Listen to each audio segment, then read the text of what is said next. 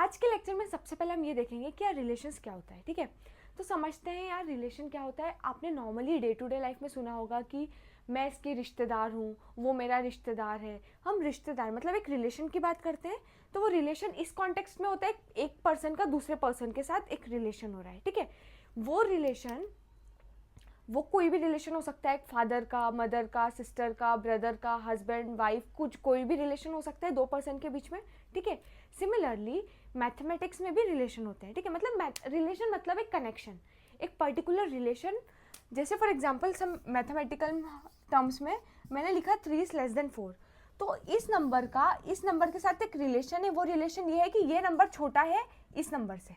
ठीक है, तो ये एक रिलेशन हो गया 3 और 4 के बीच में कि 3 इज स्मॉलर देन 4। ठीक है, या फिर मैं बोलूँ एक सेट का दूसरे सेट के साथ रिलेशन, तो A is a subset of B, मतलब ये सेट का इस सेट के साथ एक रिलेशन है। वो रिलेशन ये है कि A जो है वो B का टुकड़ा है, A जो है वो B का सबसेट है। ठीक है, समझ में आ रही है बात। या फिर मैं बोल रही हूँ कि ये वाली लाइन P ये वाली लाइन Q के पैरेलल है, मतलब मैंने बोला P is parallel to Q, तो हमने इधर दो लाइन के बीच में एक रिलेशन बता दिया कि यार ये दोनों लाइन के बीच में क्या रिलेशन है। इन दोनों के बीच में ये रिलेशन है कि ये दोनों पैरेलल है, ये दोनों कभी भी इंटरसेक्ट नहीं होगी, तो ये इनके बीच का रिलेशन है। तो लाइन के बीच में रिलेशनशिप हो सकता है, दो पर्सन के बीच में रिलेशनशिप हो सकता है। ठीक है, दो नंबर के बीच में रिलेशन हो सकता है, दो सेट के बीच में रिलेशन हो सकता है। ठीक है, तो अब आपके दिमाग में क्वेश्चन आएगा कि यार हम जो रिलेशंस पढ़ने वाले हैं इस चैप्टर में वो किन के बीच में है। ठीक है, तो बेसिकली क्या होगा, हमारे पास दो सेट होंगे। मान लीजिए एक सेट का नाम है A, दूसरे सेट का नाम है B। ठीक है, इस सेट के कुछ एलिमेंट्स होंगे। ठीक है, इस सेट के कुछ एलिमेंट्स होंगे, इस सेट के एलिमेंट्स के साथ रिलेशन देखेंगे। ठीक है, मतलब इसके एलिमेंट्स के साथ क्या रिलेशन है। ठीक है, टेंशन मत लीजिए। सबसे पहले हम एक काम करते हैं, शुरू करते हैं डेफिनेशन से। पहले धीरे धीरे डेफिनेशन समझेंगे, फिर आपको और समझ में आएगा, कुछ एग्जांपल लेके समझेंगे कि रिलेशंस क्या होता है। ठीक है, डेफिनेशन कहती है और रिलेशन आर। देखिए, सबसे पहली चीज, रिलेशन को रिप्रेजेंट कैसे किया है, कैपिटल आर से। ठीक है, रिलेशन को रिप्रेजेंट कर रहे हैं हम कैपिटल आर से। ठीक है, और relation R from a non empty set A to a non empty set B. देखिए, नॉन एम्प्टी का मतलब आपको पता है, जो खाली नहीं हो, मतलब जिसमें मिनिमम एक एलिमेंट तो हो। ठीक है, तो basically relation R from a set A to a set B, इसका मतलब रिलेशन एक सेट का दूसरे सेट के साथ हो रहा है। ठीक है, set A to set B. ठीक है, relation R from a non empty set A to a non empty set B. Set A का सेट बी के साथ रिलेशन क्या होगा, is a subset of the Cartesian product of A and B. ठीक है, इसका मतलब मान लीजिए हमारा ए और बी का कार्टेशियन प्रोडक्ट है।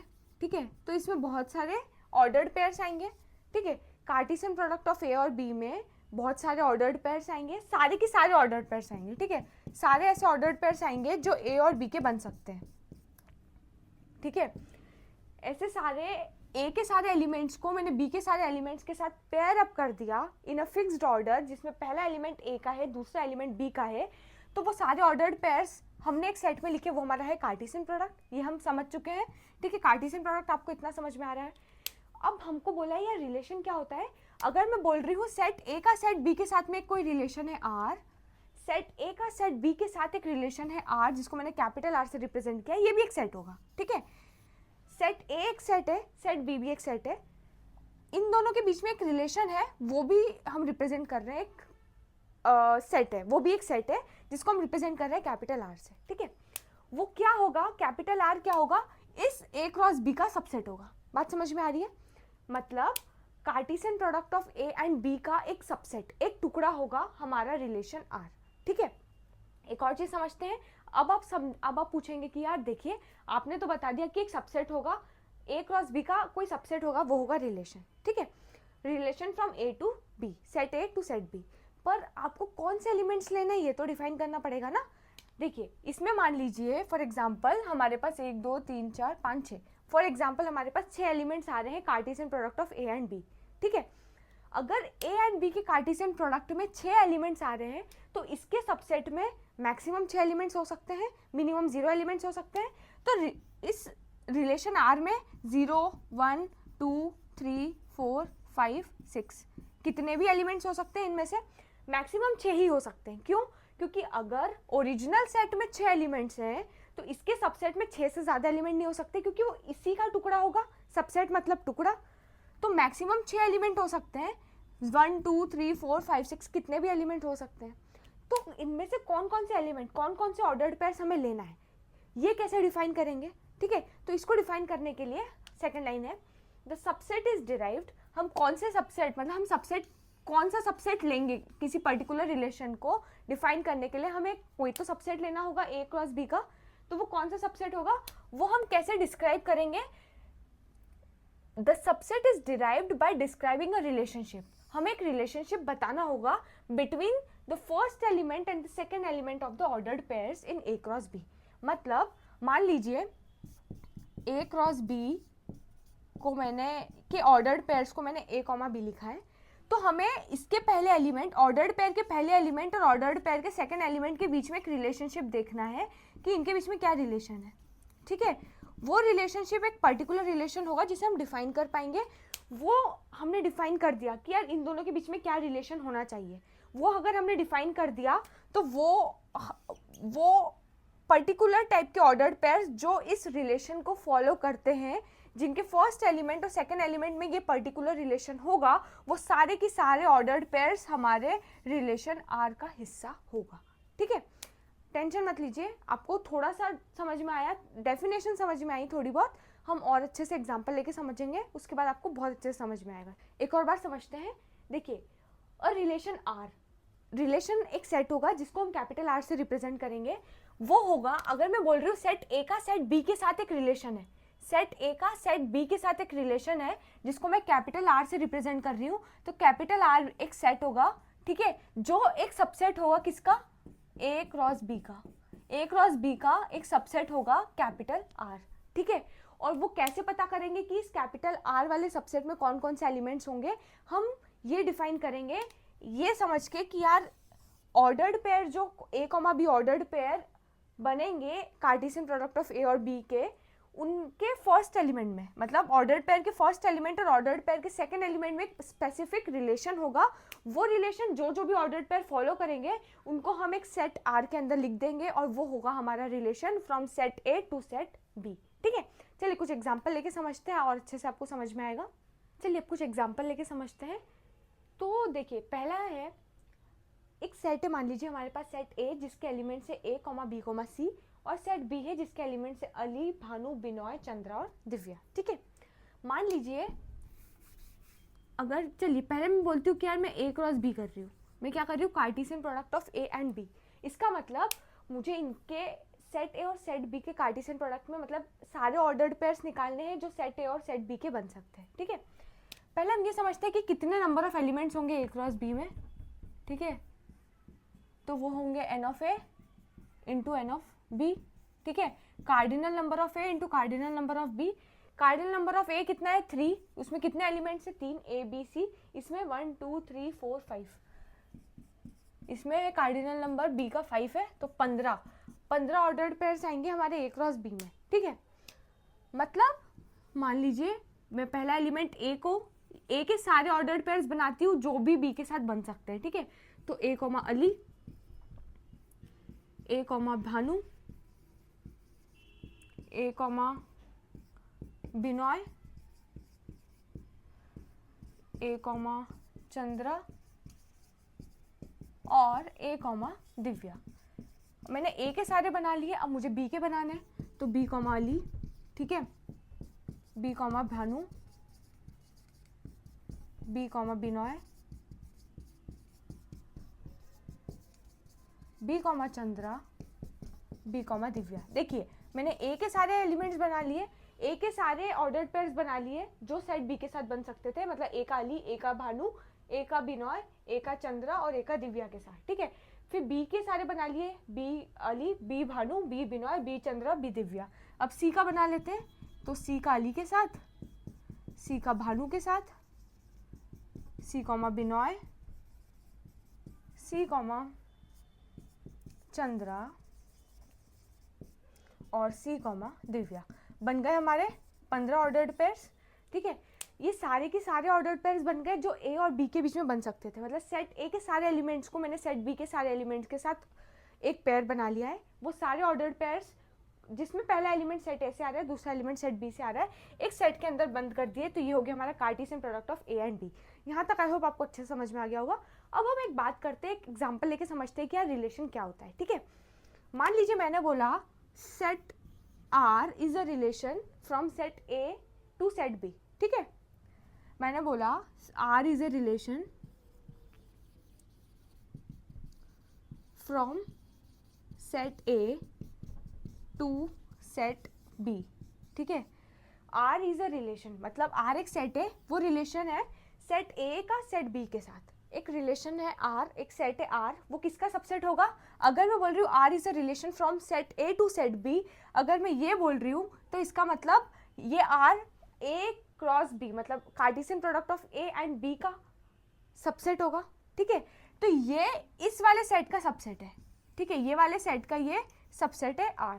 आर सबसेट है मतलब आर के अंदर जो एलिमेंट्स आएंगे वो इन्हीं में से कोई एलिमेंट्स होंगे, ठीक है। कौन से होंगे वो हमें नहीं पता, अभी के लिए हमें नहीं पता, हमें डिफाइन करना पड़ेगा कि कौन से होंगे, ठीक है। एक रिलेशन बताना पड़ेगा first element of ordered pair and second element of ordered pair के बीच में, ठीक है। तो मैंने बोला R is a set of all ordered pairs x, y such that x is the first letter of the word y and x belongs to a and y belongs to b, ठीक है। यार थोड़ा इसको ऊपर बना लेते हैं, ठीक है। ध्यान से समझिए, मैंने एक रिलेशन डिफाइन कर दिया, मतलब मैंने बता दिया कि यार ऑर्डर्ड पेयर के फर्स्ट एलिमेंट और सेकंड एलिमेंट के बीच में क्या रिलेशन होगा। अगर ये रिलेशन हो रहा है कोई भी ऑर्डर्ड पेयर के बीच में, तो वो ऑर्डर्ड पेयर्स को हमें इस रिलेशन आर में रख देना है, ठीक है। मैंने कैसे डिफाइन किया? मैंने बोला R is a set of all ordered pairs X comma Y, ठीक है। इसमें वो सारे ऑर्डर्ड पेयर आएंगे एक्स कोमा वाई, ऐसे सारे ऑर्डर्ड पेयर जिसका पहला एलिमेंट एक्स है, तो पहला element x is the first letter of the word y. y क्या है? दूसरा एलिमेंट। मतलब जो ऑर्डर्ड पेयर x, y है, इसमें जो x है वो पहला लेटर है किसका? y वाले वर्ड का। y एक वर्ड है, x एक लेटर है, और ये लेटर इस वर्ड का पहला लेटर है, ठीक है। मैंने डिफाइन कर दिया रिलेशन। अब मुझे ये पता करना है, हाँ एक और चीज, x बिलोंग्स टू a, ठीक है। हमें ऑफकोर्स पता है अगर relation from set A to set B है तो ऑर्डर्ड पेयर का पहला एलिमेंट कहाँ से बिलोंग करेगा? सेट ए से, और दूसरा एलिमेंट कहाँ से बिलोंग करेगा? सेट बी से। तो y बिलोंग करेगा बी से, x बिलोंग करेगा ए से, ठीक है। अब मुझे ऐसे सारे ऑर्डर्ड पेयर्स पता करने हैं और उन ऑर्डर्ड पेयर्स को इस सेट आर के अंदर लिख देना है, ठीक है। अब मैं ऐसे ऑर्डर पेयर पता करती हूँ, ध्यान से समझिए, मैं वन बाय वन जाऊंगी कि कौन कौन से हो सकते हैं, ठीक है। पहला है ए कॉमा अली।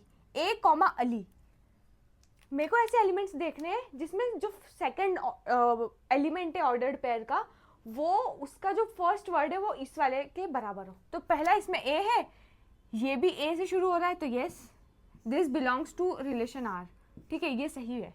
बात समझ में आ रही है? ए कॉमा भानु, इसका पहला लेटर है बी, होना क्या चाहिए? ए, तो ये बिलोंग नहीं कर रहा है। हमें ऐसे एलिमेंट देखने जो ये पहला, जो ये वाला लेटर है वो ही इसका पहला लेटर हो, ठीक है। तो ये नहीं आएगा, ए कॉमा बिनॉय भी नहीं आएगा, ए कॉमा चंद्रा भी नहीं, ए कॉमा दिव्या भी नहीं, बी कॉमा अली भी नहीं। हाँ, बी कॉमा भानु आ जाएगा, ठीक है। क्यों? क्योंकि ये भी बी से शुरू हो रहा है। ये बी कॉमा बिनॉय भी आ जाएगा क्योंकि फर्स्ट एलिमेंट जो है और सेकंड एलिमेंट जो है उसका फर्स्ट वर्ड ये वाले लेटर के बराबर है। ये नहीं होगा, बी कॉमा दिव्या नहीं होगा, सी कॉमा अली नहीं होगा, भानु भी नहीं होगा, सी कॉमा बिनॉय नहीं होगा, हाँ सी कॉमा चंद्रा हो जाएगा, और सी कॉमा दिव्या भी नहीं होगा। तो कितने एलिमेंट्स हमें मिल गए? 4 ऑर्डर्ड पेयर्स हमें मिल गए। तो हम लिखेंगे हमारा जो सेट आर है, it will have 4 ordered pairs, A comma Ali, B comma Bhanu, B comma Binoy, और सी कॉमा चंद्रा, ठीक है।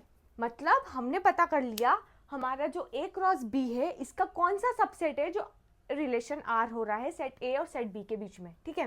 ध्यान से समझिए, फिर से डेफिनेशन पे जाते हैं ये समझने के लिए कि हमने जो डेफिनेशन में समझा था उसे अप्लाई किया है कि नहीं, कैसे अप्लाई किया है, ठीक है।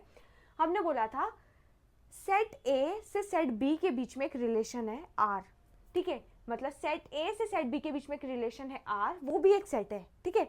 वो सेट है जो सबसेट होगा हमारा Cartesian product of A and B का, ठीक है। तो हमारा ये जो Cartesian product of A and B है, इसका एक टुकड़ा, इसके अभी कितने एलिमेंट्स है, 15 एलिमेंट्स है, अभी इसके 15 एलिमेंट्स है, पर हमारा जो रिलेशन आर होगा वो इसका सबसेट होगा। मतलब वो 15 में से कौन कौन से हमें लेना है वो हमें चूज करना है, और कैसे चूज करना है वो हमें ये इस डेफिनेशन से पता चलेगा कि हमने क्या रिलेशन रखा है first element of ordered pair और second element of ordered pair के बीच में।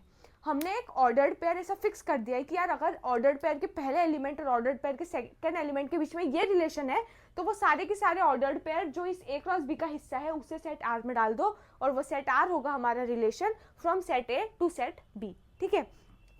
तो हम इतना समझ गए हैं, ठीक है, हम इतना समझ गए हैं कि आर जो होगा is a subset of A cross B. बात समझ में आई? आर जो होगा वो सबसेट होगा ए क्रॉस बी का, ठीक है। इसको हम ऐसा भी लिख सकते हैं, R is a relation from set A to set B. देखिए इधर भी ऑर्डर मैटर कर रहा है। पहले मैंने लिखा सेट ए से सेट बी, क्यों? क्योंकि पहला लिखा है सेट ए और बाद में लिखा है सेट बी। जो पहले लिखा है वहां से दूसरे जो लिखा है वहां तक, ठीक है। R is a relation from set A to set B, मतलब जो पहला सेट लिखा है उससे रिलेशन देख रहे हैं किसके साथ? बी के साथ। अगर मैं लिखती बी क्रॉस ए और मैं लिखती आर डैश को रिप्रेजेंट करती सेट से, तो वो अगर आर डैश को रिप्रेजेंट करती रिलेशन से, relation from B to A, इसको बोलते हैं हम relation from set B to set A. इसको बोलेंगे relation from set A to set B. जो पहले लिखा होगा वहां से लेके उसका रिलेशन देखेंगे हम दूसरे जो सेकंड में लिखा है उस सेट से। तो R is subset of Cartesian product of A and B. इसको हम ऐसे भी बोल सकते हैं, R is a relation from set A to set B, ठीक है। अब मान लीजिए हमारा एक पर्टिकुलर, जैसे मान लीजिए हमने एक ऑर्डर्ड पेयर को कैसे रिप्रेजेंट किया, अभी के लिए एक्स कॉमा वाई से रिप्रेजेंट किया है, ठीक है। तो अगर मैं बोलती हूँ if any ordered pair X comma Y belongs to R, इसका मतलब कोई भी ऐसा ordered pair X comma Y अगर हमारे रिलेशन आर को बिलोंग करता है, ठीक है। वो कौन कौन से ऑर्डर्ड पेयर हो सकते हैं? वो हो सकते हैं A comma Ali, B comma Bhanu, B comma Binay और सी कॉमा चंद्रा। सिर्फ ये 4 ऐसे ऑर्डर्ड पेयर्स हैं जो हमारे सेट आर को बिलोंग करते हैं। तो अगर कोई भी ऐसा एक्स कॉमा वाई जैसा रिलेशन है जो हमारे सेट आर को बिलोंग करता है, जो बता रहा है relation from set A to set B, तो हम इसको ऐसा भी बोल सकते हैं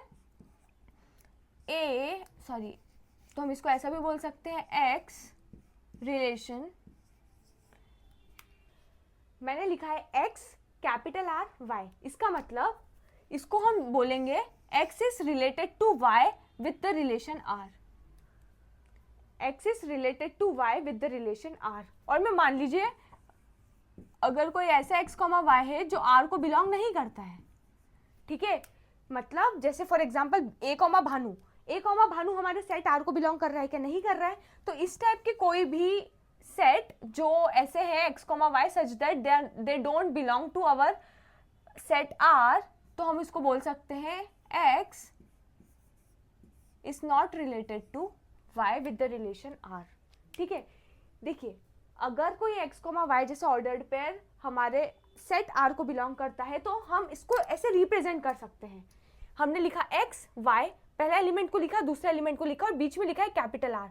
वो कैपिटल आर रिप्रेजेंट कर रहा है एक रिलेशन, ठीक है। तो इसको हम बोलेंगे X is related to Y with the relation R. इसको हम बोलेंगे X is not related to Y with the relation R, ठीक है। बात समझ में आ रही है? इतनी बात समझ में आ रही है। पहली चीज हमारी ये है, from set A to set B कोई भी रिलेशन हम डिफाइन कर रहे हैं तो वो एक सबसेट होगा Cartesian product of A and B का, ठीक है। उससे बाहर कुछ भी नहीं जाएगा। सेट ए और सेट बी के कार्टेशियन प्रोडक्ट हमारा एक सुपर सेट है, इससे बाहर कोई भी हमारा रिलेशन नहीं जाएगा। कोई भी रिलेशन अगर सेट ए से सेट बी की तरफ है तो वो इस Cartesian product of A cross B का ही हिस्सा होगा, ठीक है, वो Cartesian product of A cross B का ही सबसेट होगा, ठीक है। इसको हम ऐसे भी डिफाइन कर सकते हैं। हमें बस ये देखना है कि यार देखो, कोई भी रिलेशन हम बता रहे हैं सेट ए का सेट बी के साथ, तो वो जो रिलेशन है वो रिलेशन होगा एक ऑर्डर्ड पेयर के फर्स्ट एलिमेंट और सेकंड एलिमेंट के बीच में एक रिलेशन होगा। वो हमें डिफाइन करना होगा कि यार इसके पहला एलिमेंट और इसके दूसरे एलिमेंट में क्या रिलेशन होना चाहिए, वो हमने डिफाइन कर दिया। इस केस में हमने डिफाइन किया कि जो पहला एलिमेंट है वो फर्स्ट लेटर होना चाहिए दूसरे एलिमेंट के, ठीक है, ये हमने डिफाइन कर दिया। मान लीजिए मैं एक और दूसरा केस लेती हूँ। मान लीजिए मेरा एग्जांपल है, मान लीजिए मेरा सेट है ए, ठीक है, वो सेट ए में है 1, 2, 3, ठीक है, और सेट बी में है 2, 3, ठीक है, और मैं बोलती हूँ मेरा सेट आर है, it is a relation of all x, y such that x equal to y plus 1, ठीक है, and x belongs to capital A and y belongs to capital B. बात समझ में आ रही है? मतलब पहला एलिमेंट मेरा सेट ए को बिलोंग करेगा, दूसरा एलिमेंट मेरा सेट बी से बिलोंग करेगा, और मुझे सारे ऐसे ऑर्डर्ड पेयर लेने हैं, जिस ऐसे ऑर्डर्ड पेयर जिसका पहला एलिमेंट जो हो वो दूसरे एलिमेंट से एक ज़्यादा हो, ठीक है। चलिए पहले हम इसके सारे केस निकालते हैं कि यार इसके कौन कौन से केस हो सकते हैं। देखिए यहाँ पे समझते हैं। देखिए हमारे पहले ये निकालते हैं कि ए क्रॉस बी में कौन कौन से ऐसे एलिमेंट्स आएंगे, ठीक है। तो 1 का 2 के साथ, 2 का 2 के साथ, सॉरी 1 का 3 के साथ, सॉरी 1 का 2 के साथ, 1 का 3 के साथ, फिर 2 का 2 के साथ, 2 का 3 के साथ, 3 का 2 के साथ और 3 का 3 के साथ। होने कितने चाहिए? 3 इंटू 2, 6 एलिमेंट्स होने चाहिए। 1 2 3 4 5 6। हमारा ए क्रॉस बी में कितने एलिमेंट्स आ गए? 6 एलिमेंट्स आ गए। ये हमारा कार्टेशियन प्रोडक्ट हो गया। अब जो हमारा रिलेशन आर है जिसको हमने ऐसे डिफाइन किया है, ये जो हमारा रिलेशन आर है उसमें जो भी एलिमेंट्स आएंगे, जो भी ऑर्डर्ड पेयर्स आएंगे वो इनमें से ही कोई होंगे, इन 6 में से ही कोई होंगे, ठीक है। तो हमारा जो रिलेशन है आर वो कैसे क्या होगा पहले ये समझते हैं। मतलब जो x होगा वो y प्लस 1 होना चाहिए। मतलब इस ये पहले वाले को देखते हैं। x मतलब 1, y प्लस 1 मतलब 3। क्या 1 और 3 आपस में इक्वल है? नहीं है, ठीक है। तो ये वाला हट गया, ये हट गया, सिमिलरली ये भी हट गया। मतलब पहला वाला 1 ज़्यादा होना चाहिए दूसरे वाले से, ये भी हट गया, ठीक है। हाँ ये हो जाएगा, ये हो जाएगा क्योंकि इसमें x की वैल्यू है 3, y की वैल्यू है 2, तो x equal to Y plus 1, ये वाली कंडीशन ये फुलफिल कर रहा है। तो ये हमारा सेट का एलिमेंट हो जाएगा और 3,3 भी नहीं होगा, ठीक है। तो हमने सारे के सारे हमारे जो Cartesian product of A and B है उनमें देखा कि उनमें से कौन कौन से ऐसे एलिमेंट्स हैं जो ये पर्टिकुलर रिलेशन फॉलो कर रहे हैं, जिनके पहले ऑर्डर्ड पेयर के पहले एलिमेंट और सेकंड एलिमेंट के बीच में ये पर्टिकुलर रिलेशन है, वो ही हमारे सेट आर में आएंगे। तो वो सिर्फ एक ही एलिमेंट, एक ही ऑर्डर्ड पेयर है जो कि है 3,2। तो हमारा रिलेशन आर हो गया इस केस में 3,2, ठीक है। तो ये रिलेशन आर को भी हम बोल सकते हैं is a subset of A cross B, ठीक है। मतलब ये जो आर है, R relation is from set A to set B. बात समझ में आ रही है? चलिए आई होप आपको रिलेशन अच्छे समझ में आ गया होगा। मैं ये बोल सकती हूँ इस केस में 3 इज रिलेटेड टू 2, ठीक है। इसका मतलब 3 is related to 2 by the relation R, और आर हमने इधर डिफाइन किया है, ठीक है। और मैं ये भी बोल सकती हूँ फॉर एग्जाम्पल 1,3 है तो 1 is not related to 3 with the relation R. ये इसको पढ़ते कैसे हैं समझ में आ रहा है? 3 is related to 2 with the relation R, और आर हमारा ये है, ये रिलेशन है, हमने रिलेशन आर को ऐसे डिफाइन किया है। 1 is not related to 3 with the relation R, ठीक है। आई होप आपको रिलेशन समझ में आ गया है, ठीक है। तो रिलेशन में हमारा जो एलिमेंट्स होंगे, जो ऑर्डर्ड पेयर्स होंगे रिलेशन में, देखिए रिलेशन एक सेट होगा और उस सेट के भी एलिमेंट्स ऑर्डर्ड पेयर होंगे, ठीक है। अगर 2 सेट के बीच का रिलेशन देख रहे हैं तो हमारा रिलेशन के सेट में भी ऑर्डर्ड पेयर्स ही होंगे। बस वो ऑर्डर्ड पेयर्स कौन से होंगे वो हमें डिफाइन करना होगा एक पर्टिकुलर रिलेशन से। इस केस में ये रिलेशन था, इस केस में ये रिलेशन था, ठीक है। तो वो रिलेशन हम कुछ भी डिफाइन कर सकते हैं, जैसा क्वेश्चन में दे, जैसा पर्टिकुलर कंडीशन में फॉलो होना चाहिए, ठीक है। अभी वो बस इतनी बात है कि वो जो भी होंगे एलिमेंट्स हमारे रिलेशन आर के सेट में जो भी ऑर्डर्ड पेयर्स होंगे वो हमारे ए क्रॉस बी का हिस्सा ही होंगे, मतलब जो आर होगा that should be subset of Cartesian product of A and B. ठीक है, चलो आई होप आपको अच्छे से समझ में आ गया होगा रिलेशन। तो अब हम थोड़ा आगे बढ़ते हैं, कुछ और चीज़ें समझते हैं। चलिए अब वही एग्जांपल लेके समझते हैं जो हम पहले देख चुके हैं। तो देखिए एग्जांपल है, सेट ए है हमारे पास जिसमें एलिमेंट्स है A B C, set B है जिसमें कुछ एलिमेंट्स है जिसका नाम है अली, भानु, बिनोय, चंद्रा और दिव्या। ठीक है, तो सेट ए है, ये सेट बी है। हमने बोला यार रिलेशन आर हमने ऐसे डिफाइन किया है, इस set of all ordered pairs X comma Y, ठीक है, सच दैट। अब हमें कंडीशन लिखनी, कैरेक्टरिस्टिक कंडीशन कि एक्स और वाई में क्या रिलेशन है।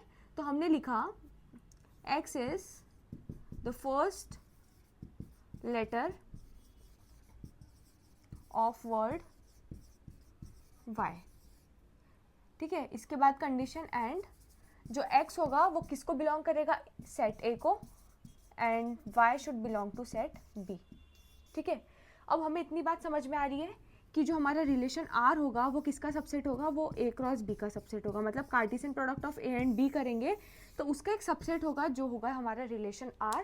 और हमने रिलेशन R को ऐसे डिफाइन किया है, ऐसे सारे ऑर्डर्ड पेयर्स रिलेशन R में होंगे जो जिसमें जो फर्स्ट एलिमेंट होगा x it will be the first letter of the word y।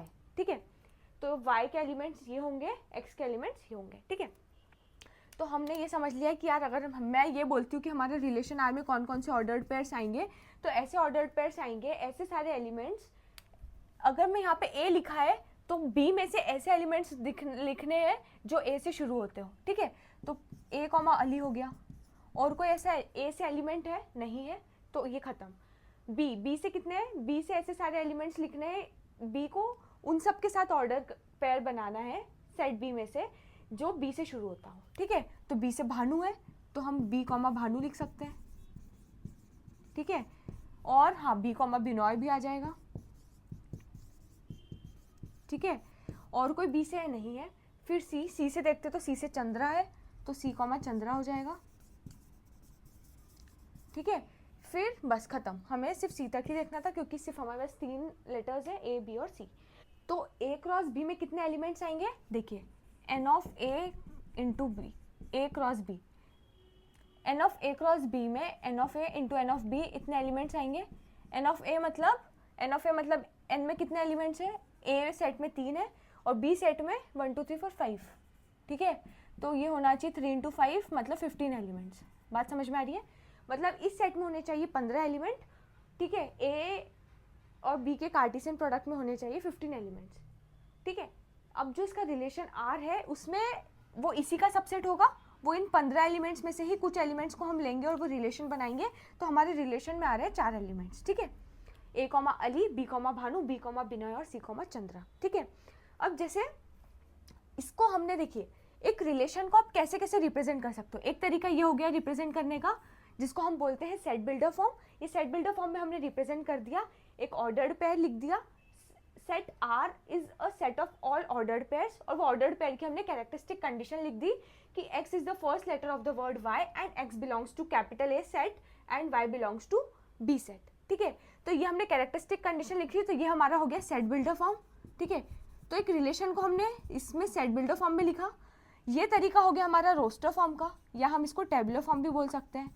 ठीक है, तो आपने 2 चीज़ें समझी। अब एक और चीज़ हम देख चुके हैं पहले कार्टेशियन प्रोडक्ट में कि हम इसको कैसे लिख सकते हैं, इसको हम एरो डायग्राम से भी लिख सकते हैं। ठीक है, कैसे लिख सकते हैं, देखिए पहले ये हमें समझना है कि ये किसके और किसके बीच में रिलेशन है। ये जो रिलेशन आर है it is relation R from which set to which set, from set A to set B, right. ये जो रिलेशन आर है जिसकी हम बात कर रहे हैं वो किस सेट से किस सेट के बीच में रिलेशन है, ये हमें इंपॉर्टेंट है, ऑर्डर मैटर कर रहा है। हम अगर लिखते हैं from set B to set A तो वो किसका, अगर मैं ऐसा कोई रिलेशन लिखती आर जो कि होता from set B to set A, तो ये जो रिलेशन आर होता ये किसका सबसेट होता, ये सबसेट होता, it would be the subset of B cross A, not A cross B. ठीक है, बी टू ए लिखा है तो बी और ए का कार्टेशियन प्रोडक्ट होगा। लेकिन हमारा जो रिलेशन आया है वो किसका सबसेट है, वो ए और बी के कार्टेशियन प्रोडक्ट का सबसेट है। तो ये हमारा जो रिलेशन है वो कहाँ से कहाँ हो रहा है, वो from set A to set B हो रहा है, ठीक है। तो जो पहला सेट है उसको यहाँ पे रिप्रेजेंट करना है पहले वाले इससे, ठीक है। ये पहला वाला ए को रिप्रेजेंट कर रहा है और दूसरा वाला बी को रिप्रेजेंट कर रहा है। इस केस में अगर मैं ऐसे बनाती तो पहला वाला बी को रिप्रेजेंट करता, दूसरा वाला ए को, क्योंकि ये होता from set B to set A. But इस केस में हम बात कर रहे हैं from set A to set B, तो पहला वाला सेट ए रिप्रेजेंट करेगा, दूसरा वाला सेट बी। इतनी बात समझ में आ रही है। तो एरो डायग्राम में हमें सबसे पहले ये समझना है कि जो पहला वाला रिप्रेजेंट करेगा और दूसरा वाला रिप्रेजेंट करेगा, तो पहला वाला वो सेट होगा जिस सेट से दूसरे सेट का रिलेशन देखा जा रहा है। तो सेट ए सेट बी, बात समझ में आई। ऑर्डर मैटर कर रहा है, बी और ए अलग होगा, ए और बी अलग होगा, ठीक है। चलिए इतना समझ में आ गया। अगर ये सेट ए को रिप्रेजेंट कर रहा है तो इसमें सारे सेट ए के एलिमेंट्स लिख दीजिए। क्या क्या है, ए बी सी, ठीक है। अब अगर ये सेट बी को रिप्रेजेंट कर रहा है तो इसमें सारे सेट बी के एलिमेंट्स लिख दीजिए। अली, भानु, बिनॉय, चंद्रा और दिव्या, ठीक है। हमने सेट ए के सारे एलिमेंट्स लिख दिए, सेट बी के सारे एलिमेंट्स लिख दिए। अब अगर हमें बताना है किसी रिलेशन को, देखिए ये रिलेशन को हमने सेट बिल्डर फॉर्म में लिखा है, इस रिलेशन को हमने टेबुलर फॉर्म में लिखा है। अब हम इस रिलेशन को लिख रहे हैं एरो डायग्राम में, कैसे रिप्रेजेंट कर रहे हैं, ठीक है। तो हमें वो सारे एलिमेंट्स को रिप्रेजेंट करना है, ऑर्डर्ड पेयर्स को रिप्रेजेंट करना है जो हमारे रिलेशन में आ रहे हैं, सिर्फ उनको, ठीक है। तो ए कॉमा अली है, तो ए को अली की तरफ एक एरो बना दो, ठीक है। पहले एलिमेंट को दूसरे एलिमेंट की तरफ एरो बना के लिखना है। ए और अली का एक ऑर्डर्ड पेयर है, तो ऐसे ए और अली हो गया रिप्रेजेंट। बी और भानु एक ऑर्डर्ड पेयर है, तो बी और भानु का ऐसा ऑर्डर्ड पेयर बन जाएगा, ठीक है। बी कॉमा बिनॉय, तो बी से एक और एरो निकलेगा जो बिनॉय तक जाएगा और वो एरो ऐसे रिप्रेजेंट होगा, ठीक है। सी कॉमा चंद्रा, तो सी का चंद्रा के साथ एक एरो बनेगा। बात समझ में आ रही है। दिव्या के साथ कोई भी रिलेशन नहीं बना है तो ये ऐसा ही रहेगा, ठीक है।